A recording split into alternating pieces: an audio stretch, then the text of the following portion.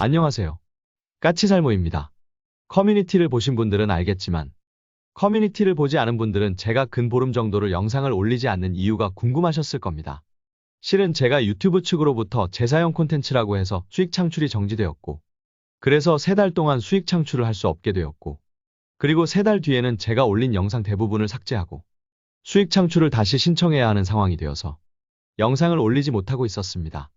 물론 영상을 올리는 건 가능했지만 어차피 영상을 올려도 다시 삭제해야 해서 올릴 수가 없었습니다. 그러다가 제가 유튜브 측에 항소를 했고 유튜브에서 제 항소를 받아들여서 다시 수익 창출이 가능해졌기에 영상을 올릴 수 있게 되었습니다. 보름 동안 제 영상을 기다려오신 분들께 정말 죄송하고, 그리고 저를 응원해 주신 분들 전부 감사합니다. 오늘 올리는 영상은 제가 수익 창출이 정지되기 전에 대본까지만 써두었던 영상입니다. 솔직히 저는 몇 가지의 정보는 항상 영상을 만들기 위해서 확보해 놓고 있는데요. 그러나 그러다 정작 영상으로 만들지 못하고 넘어가는 경우가 정말 많습니다. 그래서 오늘은 그 중에 몇 개를 묶어서 영상으로 만들어 보려 합니다. 괜히 개별 영상으로 만들려다가 아예 이야기도 못하고 넘어갈 것 같아서 그러합니다. 그러니 우선 오늘은 기본적인 이야기를 하지만 정보가 더 모이면 오늘 다루었던 주제를 또다시 추가 영상을 만들 수도 있다는 점 이해해 주시고요. 오늘 할 이야기는 총 4가지입니다. 그리고 우선 처음으로 바이락타르 이야기부터 시작해보죠. 가끔씩 보면은요, 우크라이나 전쟁에서도 민수용 FPV 드론을 대량 운용하고 있으니 우리도 군용 드론을 도입하지 말고 민수용 FPV 드론을 도입하자는 분들이 있습니다. 그런 분들에게 한번 물어보고 싶어요. 그럼 북한이 재밍을 하면 어떻게 할 거냐고요. 뉴스를 보신 분들도 있겠지만 불과 며칠 전에도 북한은 우리를 상대로 GPS 교란을 시도했습니다. 그리고 그전에도 북한은 각종 교란 행위를 한 적이 많습니다. 이런 식으로 우리 남한 지역에 대해서도 수시로 재밍을 걸어오는 북한인데, 하물며 우리가 북한 지역에 들어가서 무인기를 운용하게 되면 어떻게 될 것 같습니까? 북한이 가만히 있을까요?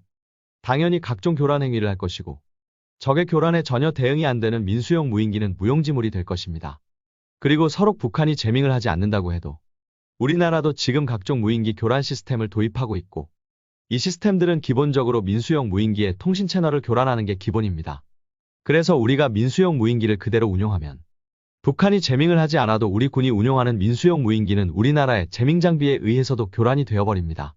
그래서 우리는 아무리 작은 소형 무인기라고 해도 군용 무인기에는 최소한의 적의 교란에 대비하는 대비가 되어 있습니다. 심지어 일회용 자폭형 무인기에 조차 기본적인 교란 대비가 되어 있습니다. 그런데 아무런 교란 대비도 되어 있지 않은 민수용 무인기를 대량으로 도입하자는 건 솔직히 힘들다고 봅니다. 현재 우크라이나 전쟁 상황은 우리의 작전 환경과는 다릅니다. 그리고 또 한 가지. 어떤 분들은 우리나라가 개발하고 있는 군단급 무인기나 중고도 무인기가 개발이 늦어지니까 차라리 터키로부터 바이락타르를 도입하자는 주장을 하는 분들도 있고, 우리 무인기는 바이락타르에 비하면 형편없다는 분들도 많습니다. 뉴스 영상이라 제가 그대로 옮겨올 수는 없으니 제가 링크 하나를 올려드릴 테니 그 링크의 영상을 한번 봐보세요. 연합뉴스의 기사고요. 우크라이나가 러시아의 정유시설을 공격했다는 기사입니다. 그런데 우크라이나가 러시아의 정유시설을 공격하기 위해서 사용한 무인기를 한번 봐보세요. 어디서 많이 본 무인기 같죠? 네, 바이락타르입니다. 우크라이나가 바이락타르를 자폭 공격에 사용하고 있는 장면입니다. 분명 바이락타르는 우크라이나 전쟁 초반에 대활약을 했습니다. 그러나 바이락타르 같은 무인기는 정말 적의 공격에 취약한 무인기입니다. 탐지하기도 쉽고 격추하기도 너무 쉬운 무인기입니다. 다만 우크라이나 전쟁 초반에 바이락타르가 활약할 수 있었던 건 러시아군이 제대로 된 야전방 공망을 펴지도 않고 급하게 진군을 했기 때문이고, 우크라이나군이 그런 러시아의 야전방 공망에 틈을 파고들었기 때문이지 바이락타르가 대단해서가 아닙니다. 그리고 전쟁이 길어지고 전선이 고착화되면서 러시아가 적절하게 야전방 공망을 전개한 지금에서는 바이락타르는 러시아의 공격에 너무 취약해졌고, 그래서 지금은 바이락타르가 전혀 활약을 하지 못하고 있던 겁니다. 그리고 그 결론은 바이락타르를 자폭 공격에 사용하는 모습으로 나타났고요. 결론은 바이락타르는 대당 가격 60억이 넘는 자폭형 무인기가 되어버린 겁니다. 그래도 바이락타르가 가성비 좋은 무인기라고 생각을 하시나요? 제가 얼마 전에 우리가 군단급 무인기를 위해서 최대 비행고도가 12km까지 상승하는 국산 엔진을 개발 중이라고 이야기했죠. 왜 우리가 그런 무인기용 엔진을 개발하겠습니까? 북한은 전 세계에서 야전방 공망이 가장 조밀하게 배치된 나라입니다. 과연 바이락타르 따위가 북한 영공에 침입하는 게 가능할 거라고 보세요? 솔직히 말해서 바이락타르 따위는 북한 영공에 발도 들이지 못합니다. 차라리 소형 무인기라면 탐지라도 안 되는데 바이락타르는 북한의 레이더에도 탐지될 정도로 충분히 크고, 그리고 북한의 야전방공망으로 충분히 격추할 수 있는 낮은 고도로 나는 무인기입니다.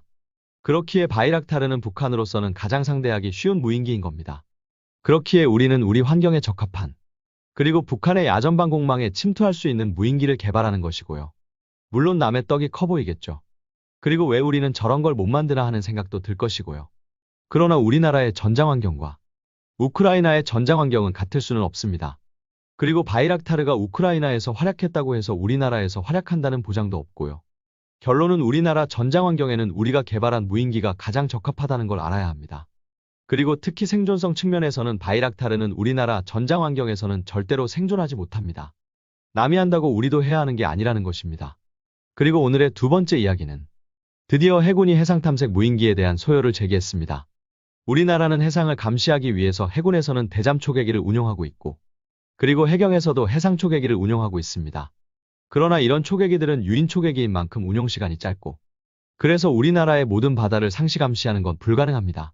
그렇기에 많은 밀리터리 매니아들은 우리도 미국의 트립톤이나 일본이 도입한 시 가디언 무인기 같은 걸 도입해야 한다고 주장을 해왔습니다. 참고로 트립톤이라는 건 미 해군이 글로벌 호크를 바탕으로 포세이돈 대잠 초계기와 협동으로 작전을 하기 위해서 개발한 해상형 무인기입니다. 그리고 시 가디언은 미 해안경비대가 해상을 감시하기 위해서 리퍼 무인기를 바탕으로 개발한 무인기이고, 그리고 일본에서 도입해서 사용하고 있는 해상감시 무인기입니다. 그런데 우리는 지금까지 해상감시 무인기를 도입하지 않았었고, 다만 유일하게 우리가 서북도서를 위해서 이스라엘로부터 도입한 헤론 무인기만이 해상탐색 레이더를 가지고 해상감시가 가능했던 무인기였습니다. 그런데 드디어 우리 해군이 해상감시 무인기를 도입하기 위한 소요를 제기했습니다. 정확히는 이번 드론쇼 코리아에서 해군 부스에 해상정찰형 무인기라는 모델을 전시를 했고, 그리고 합참에 정식 소요 제기를 했음을 이야기했습니다. 그럼 우리의 해상정찰 무인기는 어떻게 만들어질까요? 그건 리퍼를 바탕으로 해서 개발된 미국의 시 가디언처럼 우리의 중고도 무인기를 바탕으로 개발한다고 합니다. 그래서 지금 중고도 무인기에 달려있는 합성개구 레이더 대신 해양감시 레이더를 달아서 개발할 것으로 보입니다. 그래서 이리해서 중고도 무인기는 원래는 공군을 위해서 개발되었으나 육군과 해군도 전부 도입하게 된 것입니다. 육군은 지금 중고도 무인기를 바탕으로 단거리 이착륙 능력을 부여한 모델을 개발해서 도입하려 하고 있고, 해군은 중고도 무인기를 바탕으로 해상감시 무인기를 개발해서 도입하려 하고 있는 겁니다. 다만 최근에 들은 이야기에 따르면 육군이 원하는 육군용 중고도 무인기는 기존 공군용 중고도 무인기를 그대로 사용하지 못하고 거의 새로운 무인기를 개발해야 한다고 합니다. 육군은 중고도 무인기에 육군이 확보한 일직선 도로나 짧은 활주로에서도 이륙이 가능한 단거리 이착륙 능력과, 그리고 지금 개발된 공군용 중고도 무인기보다 더 긴 탐지거리를 가진 합성개구 레이더를 장착해 줄 것을 요구하고 있습니다. 그래서 육군의 요구를 다 수용하려면 무인기를 거의 새로 개발해야 한다고 합니다. 아무튼 드디어 우리도 제대로 된 해상감시 무인기를 가질 수 있게 되었습니다. 그로 인해서 이제 우리는 우리 바다에 대한 감시를 공백 없이 꾸준히 할 수 있게 될 것입니다. 그리고 또 한 가지는 참수부대에 도입하는 경전술 차량 이야기인데요. 원래 참수부대는 치누크 헬기로 수송이 가능한 경전술 차량을 도입하려 했고, 그래서 기아에서 모하비를 바탕으로 하는 경전술 차량을 제안하기도 했습니다. 그리고 이걸 2021년에 열린 아덱스에서 전시하기도 했죠. 그러다가 최근에는 수소동력 경전술 차량을 개발하는 사업을 시작하기도 했습니다. 그래서 저는 당연히 참수부대의 경전술 차량은 국산으로 개발되는 줄 알았는데요. 이 사업이 올해 사업화가 정식으로 이루어졌는데요. 엉뚱하게도 해외에서 도입한다고 합니다. 이 사업은 2024년 3월에 사업 설명회를 열 거라고 했었고, 아직 사업 설명회가 열렸다는 이야기는 저는 듣지 못했습니다만, 아무튼 3월에 사업 설명회가 열리고 2024년 6월부터 구매 시험평가를 시작해서 시험평가는 2025년 3월까지 하게 되고 2025년 6월에 사업자가 선정될 거라고 합니다. 그리고 총 사업비는 226.23억이고요.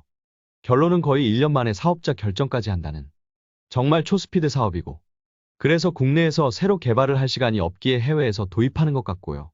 그리고 사업 기간이 엄청나게 짧은 만큼 지금 현재 미군 특수전부대에서 운용하고 있는 M1297 AGMV가 도입될 가능성이 높습니다. 한마디로 미국 특수전 부대의 소형 전술 차량을 그대로 들여올 거라는 겁니다. 이게 정말 웃기는 게요. 지금 현재 우리 참수부대를 위한 각종 사업이 진행 중이라는 건 제가 여러 번 이야기해서 아실 겁니다. 특수전대형 헬기부터 시작해서 칼구스타프의 도입과, 그리고 글록이 도입될 것으로 예상되는 권총 도입 사업까지요. 어마어마한 예산을 들여서 참수부대를 위한 각종 장비가 도입되는 건데요. 문제는 거의 대부분이 국산이 아닌 수입품을 도입한다는 겁니다. 우선 도입 사업 자체가 엄청나게 급하게 빠른 시간에 이루어지다 보니 국내 개발이 힘든 것도 있고요. 그리고 수량이 작아서도 그러한 것 같습니다. 그래서 경전술 차량도 결론은 국내 개발이 아닌 해외 직도입으로 가게 된 것입니다. 그리고 이런 사업은 비단 경전술 차량 도입 사업만이 아닙니다. 특수작전용 관측경과 특수작전용 야간 투시경도 국내 개발이 아닌 해외 직도입으로 이미 결정되어서 이 사업들도 올해 바로 시작을 하게 됩니다. 그래서 지금 참수부대는 정말 어마어마한 자금을 들여서 거의 모든 장비를 교체하거나 새로 도입하고 있는데요. 거의 모든 장비가 해외 직도입입니다. 당장 국내 개발로 도입하는 건 특수작전용 소총과 다기능 관측경 정도가 있을 겁니다. 그런데 이 두 사업은 이미 오래전부터 국내에서 하고 있던 사업입니다. 특수작전용 소총 같은 경우는 여러분도 다들 아실 테고요. 다기능 관측경 같은 경우는 이미 1차 사업을 했고, 그래서 EO 시스템의 장비가 채택되어서 1차 도입을 한 장비입니다. 그리고 올해는 2차 도입 사업을 하는 것이고요. 그래서 이미 오래전부터 사업이 진행되고 있던 장비를 빼고는 나머지 장비는 전부 국내 개발 없이 해외 직도입을 한다는 겁니다. 솔직히 말해서 저는 이게 옳은 건지를 모르겠습니다. 거의 대부분의 장비가 충분히 국내 개발이 가능한 장비이고, 그리고 경전술 차량 같은 경우는 우리의 기아에서 자체 개발을 강력히 원했으나 결론은 기아에게 국내 개발을 할 시간도 주지 않고 빠른 도입을 위해서 해외 도입을 하는 겁니다. 그래서 이 문제는 이게 옳은 건지 정말 모르겠습니다. 빠른 도입을 해야 한다는 이유로 국내 개발이 가능한 대량의 장비를 해외에서 직도입한다는 게 정말 옳은 건지를 모르겠습니다. 이 문제를 여러분은 어떻게 생각을 하시나요? 그리고 마지막 소식은 의무수송장갑차 개발 사업이 올해 드디어 시작합니다. 이건 정말 오래된 우리나라 군대의 화두였죠. 전장에서 부상자를 긴급하게 수송할 수 있고 급하면 긴급 수술까지도 가능한 의무수송장갑차. 다른 나라는 다 있는데 우리나라만 없다는 그 장비. 그래서 우리 군의 인명 경시가 얼마나 심한지를 보여주는 대표적인 장비가 의무수송 헬기와 의무수송 장갑차였습니다. 그리고 정말 오래전부터 우리 밀리터리 매니아들은 의무수송 헬기와 함께 우리 군에 도입되어야 한다고 주장을 했던 장비이고요. 이게 드디어 올해부터 본 사업이 시작됩니다. 이 사업은 2018년경에 처음으로 소요 제기가 있었고요. 그때는 중기 소요가 아닌 장기 소요로 잡혔습니다. 왜냐하면 그 당시에 우리나라에는 의무수송 장갑차를 개발할 기술력이 없었다고 합니다. 그래서 선행 연구를 2020년 5월부터 시작해서 2021년 1월까지 했습니다. 그리고 2021년 7월에 사업이 중기소요로 전환되었고, 그리고 올해인 2024년 6월에 체계 개발 계약을 할 거라고 합니다. 그리고 우리의 의무수송 장갑차가 될 장갑차는 차륜형 장갑차이고, 지금 생산 중인 K808의 파생형인 K877 지휘장갑차를 바탕으로 개발한다고 합니다. 그런데 이 사업에는 정말 어이없는 사실이 하나가 있습니다. 우리나라 군대가 이 사업에서 의무수송장갑차를 개발하기 위해서 사용하는 개발비는 2.27억입니다. 말도 안 되게 작은 개발비인데요. 이걸로는 그냥 일반 차륜형 장갑차 한 대도 살 수 없는 비용입니다. 그런데 어떻게 이런 작은 비용으로 의무수송장갑차를 개발하는 것일까요? 분명히 고작 2.27억으로는 절대로 의무수송장갑차를 개발할 수가 없습니다. 그런데도 그게 가능한 이유는 업체가 자체 개발비 150억을 내기 때문입니다.